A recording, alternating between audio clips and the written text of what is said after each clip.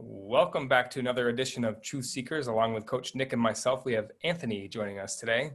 Our topic is identity. Looking forward to this discussion today. Identity is interesting because we, as humans, identify ourselves in certain ways. People might identify us differently, but I want to know, maybe I can start with we'll start off with a question here for Anthony. Is identity important and why? Josh, Nick, thanks for having me on the show. And thank you so little for picking such an existentially charged topic that's terrifying that there are so many doors we could go through. So your question again, repeat it, and then I'll answer it directly. Is identity important, or how you choose to identify yourself and why? So I yes, and I think it's not only important, but inevitable. Okay. Like whether you think it's important or not, you have one. Well, so let me dig a little bit deeper, maybe a little bit more personal. So how do you identify yourself? Are you a business person? Are you a sports fan? Like, if you could sum that up quickly, what is like the top level way that you identify Anthony? Yeah.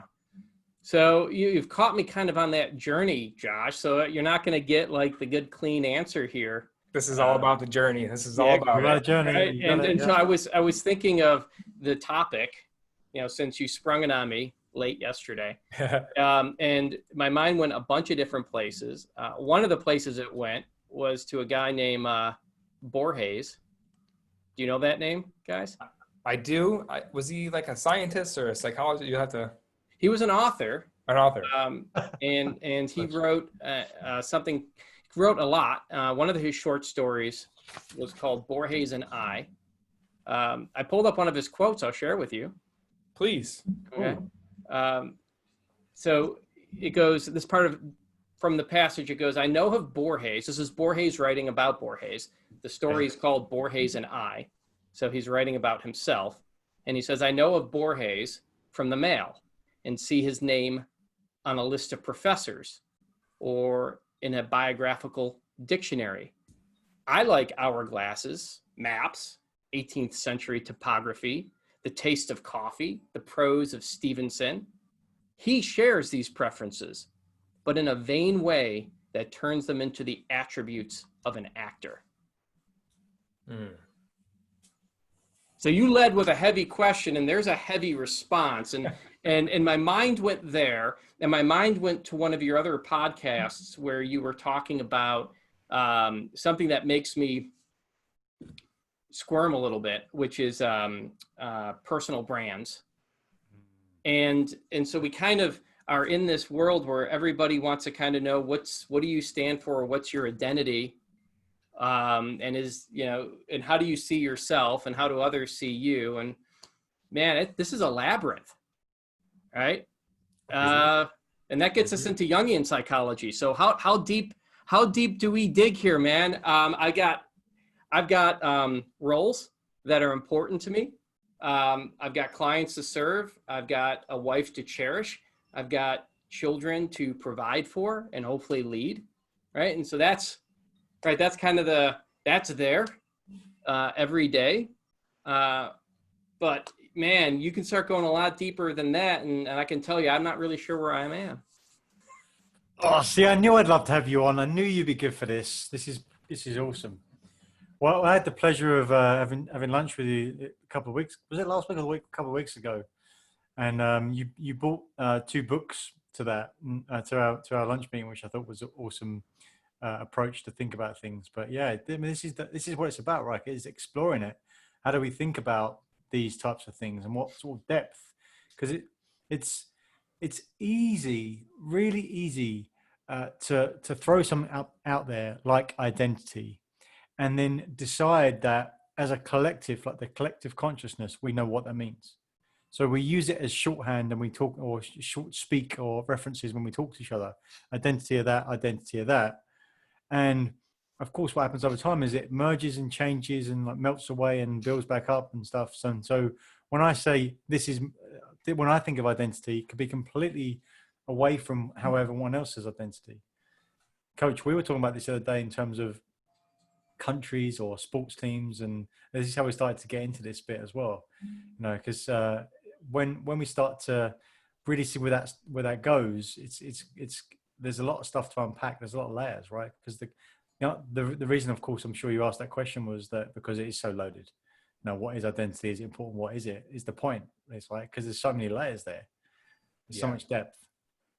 Yeah, and we also got into that conversation by extending it into meaning. So that's how we define meaning for ourselves, is who we are. So like Anthony, you mentioned, hit me again with that. So you're a loving husband, you're a father, a leader for your your team, your occupation. What else was there?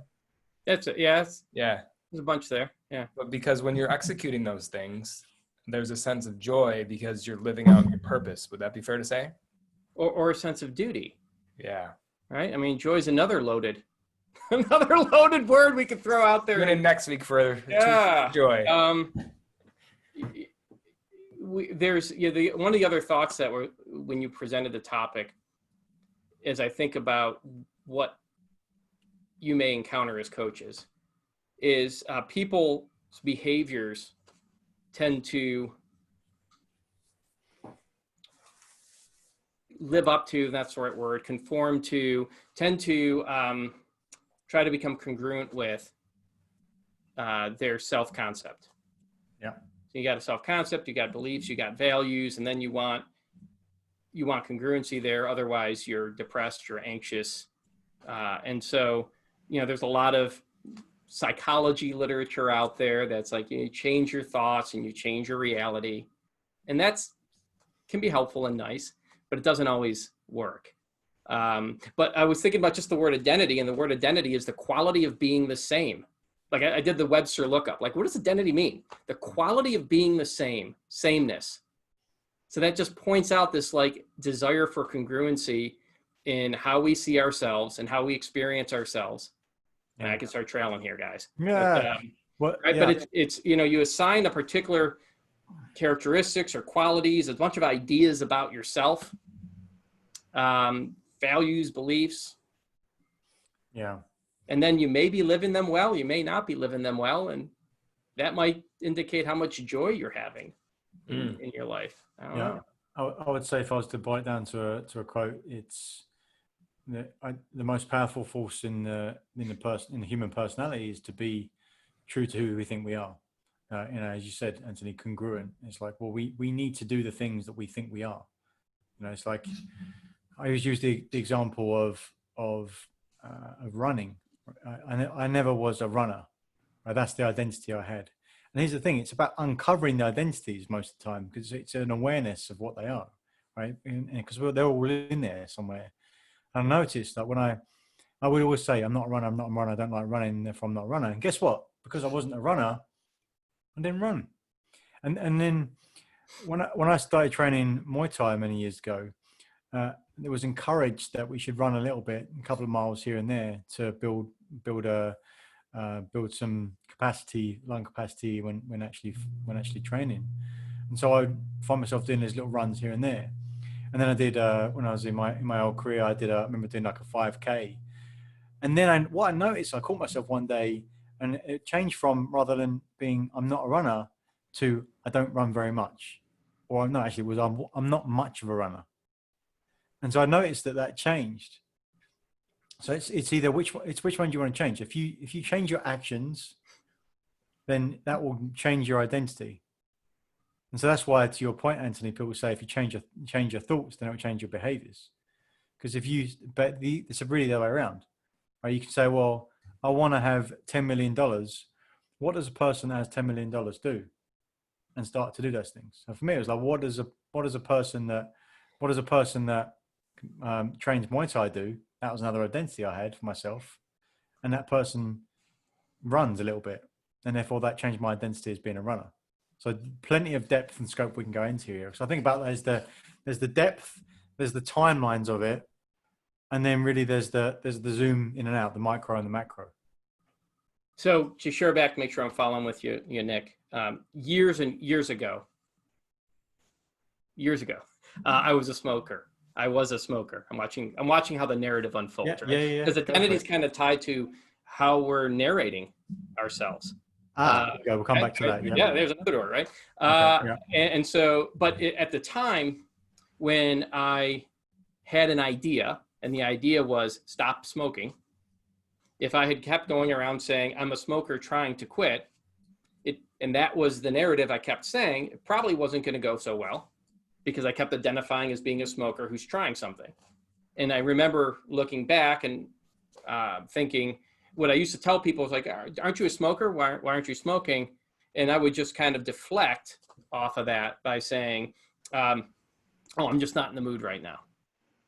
And I would deflect away from somebody else identifying me as a smoker, as well as deflect away from my identifying myself as a smoker with just a very, very soft offhand comment. And it worked. I stopped. So on a surface level, I think there's some things like that that are helpful with running and kind of short-term goals. But man, you start getting into your narrative, and where's your narrative playing? It's playing out up here, but it's also playing out in your subconscious.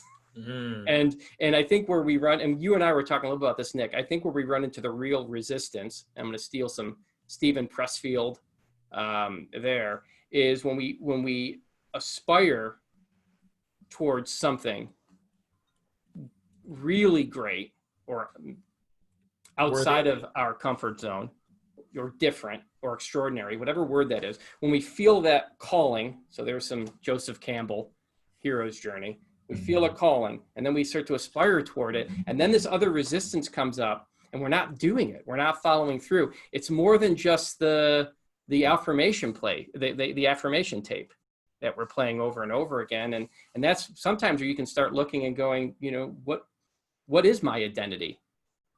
And then Nick, you were talking about identity. I'm done here in a second, guys. You're talking about identity kind of to yourself, but then you start to think about what's your identity with others, and not just with them or to them, but a part of them.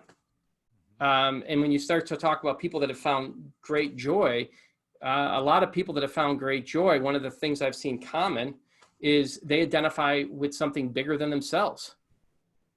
Right? They're the ant, a part of the ant colony superorganism, and whether that's a company or a faith, a religion, or something else, a sports team, whatever it is, there seems to me a lot of joy when somebody's identity is kind of transcending their individual, so whatever that individual piece is. So yeah, what door, guys? So just to build on that, Anthony, I think the way to do that is to be in touch with, you mentioned the subconscious.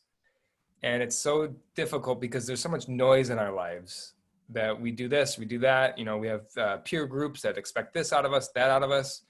I'm going to use a reference, and this is an actual band, so I don't feel guilty saying this on the recording, but you guys ever hear the Butthole Surfers? They have a song called Pepper. This is a real thing. They have a lyric that says, "We never know just how we look through other people's eyes." That's like the main line of the verse. Yeah. And it just reminds me of like how Anthony led off with, was it Voorhees? Is that how you say his name? Voorhees, yeah. Yeah, Voorhees. So what he did was he took himself out of it. It goes back to the awareness, Nick, right? Like that's the first step of like recognizing if there is that gap between A, where you want to go, but also B, who you really are, and touching into that subconscious to make sure that you're on the right path. And Nick, I know you wanted, it's something triggered when Anthony, he mentioned, I wrote this down, identity is how we narrate ourselves. That comes all together with that listening to our subconscious to make sure we're on the right track. And then when we're following that, there's less stress, there's less fear, there's less, you feel more confident and comfortable on the path that you're on, then nobody's going to stop you. Yeah. All great stuff. Yeah. Let's tie it all together if we can. Here we go. So the awareness, right, is what you're talking about, Anthony. And that's why we start ProAdvise with awareness. That's the AAA process we do. First part of that is awareness. That subconscious, building that awareness. When you start to do that, you start to pick out those things that you see. As you rightly say, Anthony, it's the narrative, it's the vocabulary that we use, the habitual patterns of the words that we use are the experience of our life. if we're always saying, I'm upset, I'm upset, I'm upset, or things are hard, work is hard, working out's hard, being a father's hard, running a business is hard, that is what your life is like. So that narrative defines how your experience, and it also defines what actions you'll take, therefore your experience. So if you start to tie into that, and then you start to say, which was really cool, right? Notice that really identities that are highest level are not just us. They're part of the bigger picture. And that's where we get the real drive from to do things, is to go for something that a goal or an outcome or part of something, a community that's bigger than us, because we can't just do it by ourselves. There's expectations, there's a pull, there's something I need to have others, so I've got to be the best version of myself. So that's why we really do things, not because what we get, but who we become. And that's the identity part of it. So that's when you transcend individual, exactly right. It's who you become if you do that. If you follow this through with anyone, now if you say, okay, what do you want? And they'll say, I want to double my revenue in my business. I want to make $10 million in whatever it is.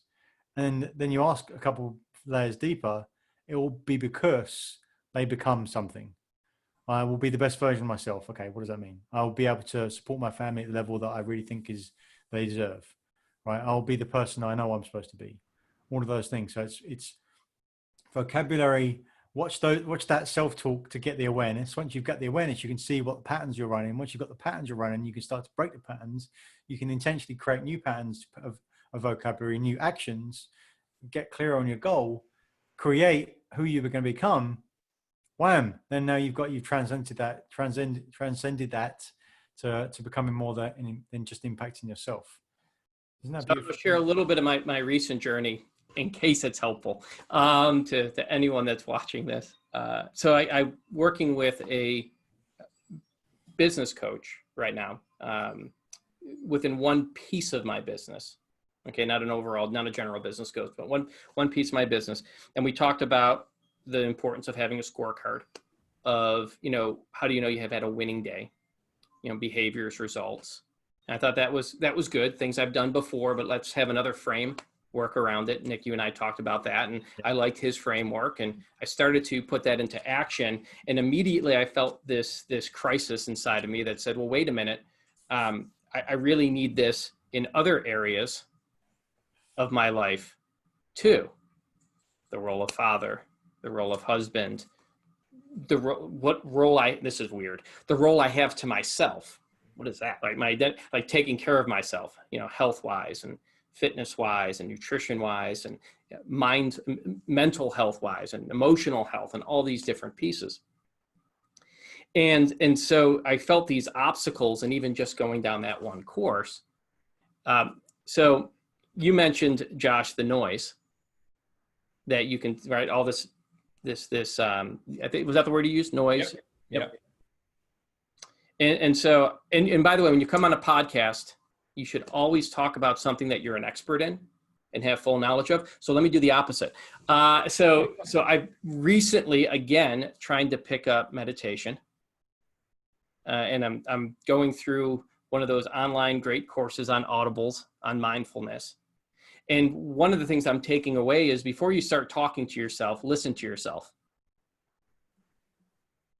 And when you get it, ideally, and when you're meditating and you're becoming still, then you can start to hear, what are the thoughts that are going through my head? Where is my mind taken to? How am I causing myself suffering? What is it how am I playing out my future? How am I time traveling forward? Where am I time traveling backwards? And I think until you kind of get your bearings on the map, right, and it's kind of hard to kind of plot forward. In little things, sometimes I think you can do the goal for maybe quitting a habit that's not going to be too hard to quit, or achieve a financial goal that's not going to be too hard to achieve, too much of a stretch. But I think at some point we start to hit a deeper narrative that we're not even aware of, that we haven't been listening to understand how to move forward. Yeah. Anthony, I think what you're hitting on is listening to I would call that the subconscious. Like what is the natural laws of the universe telling me about myself? And that meditation is you quieting that noise. That's what that is. That's how I see it, at least. You're putting yourself in a space where you don't have that outside influence. It's just you and your thoughts. And that's scary to some people, but you'll notice, as you practice that meditation and, becomes a muscle, you can get better at it. You get to a place quicker where that noise goes away. Your thoughts stop pinging around as much. And then it becomes more of a flow. And we've talked about that on a number of our past podcasts, where it just feels more natural. And then you feel better coming out of it. That's why so many high-level executives and CEOs and all that, practice that meditation in the middle of their days just to get away from that noise. But yeah, so we could speak for hours on this. Nick, we're gonna have to start investing in some like long forums, 2 and 3 hour conversations here, but we're gonna keep it tight and try to wrap this up and get some takeaways. So I know there's a major one around awareness, but what would be, just if I could leave it open-ended to you, what's a good number one takeaway here? Yeah, so I think number one is once you've got the awareness, listen, but think about this in different levels. It's not like, oh, what's my identity? There's a lot of depth and overlap here, right? So just use the concept to think about what is it that you don't need, right? And just, if there's a part of your life that doesn't feel good, it means it's not aligned to what you expect for yourself, right? And you get to choose whether you want to change what you expect yourself or you want to change your life.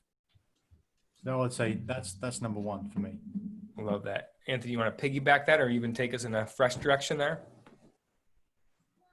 So what'd you guys do with this? There was one other quote that came to me coming into this. You guys mentioned music before. Do you know Stan Getz? I don't.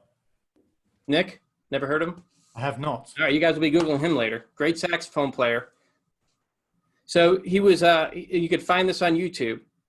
He was being interviewed and somebody says, what does the audience expect of you, Stan Getz? What do you think? Now, what do you think the audience expects of you when you go out there and play? And he answered on the spot, I think, or rather I hope, they expect me to be myself. Yeah. And the interviewer said, well, because you've changed, over the years. He mentions like 30 years, you were the cool jazz man. And then he did bossa nova and these other things. So he was like, so how would you describe yourself today? And Stan Getz responded, again, off the cuff, beautifully. I leave it to other people to describe my music. I just play it the way I feel that day. People like to make up words about music. I play what I feel. To me, there's something special about that, and I don't quite have it figured out yet. Wow. But there's something about the artist, the excellence. I play what I feel, and what I play is good. And I think, to do just a quick movie quote, Man on Fire, a man can be an artist of anything. You guys know that movie? Yeah, I know that movie. A man can be an artist of anything. Food, music, art. In that movie, Creasy's was killing people. It was that kind of a movie, right? But I think that's true. And I think that we talk about identity. I think we all want to create something or be a part of creating something. I feel like that's somehow wired into us. And I feel like maybe our journey here is trying to figure out what that's supposed to be and then to do that excellently, or as excellently as well. Yeah. That's my closing thought. It's great stuff. And it reminds me of saying, it's like, we talk about that musician. It just reminds me that it's none of your business what other people think of you. Whatever they make up, you can't control that, right? And so that's so beautifully done, because the perspective allows you to just do whatever you want to do in that day. It's none of your business. Just do what you want to do. That's all you can do anyway. To make a saxophone reference, it's a perfect note to end on right there, because as long as you're true to yourself, it doesn't matter. It doesn't matter what other people think of you. And if it does, then you're not going to resonate with that person. Don't keep them in your life. Yeah. Awesome. All right. Any last words, guys? Thank you so much. Thanks for having me on, guys. I hope this was fun for you. Pleasure. Absolutely. Great stuff. Really appreciate it. We'll see you guys next week. Bye-bye. Oh, he left. That's good. You're still recording? Wow. I'll have to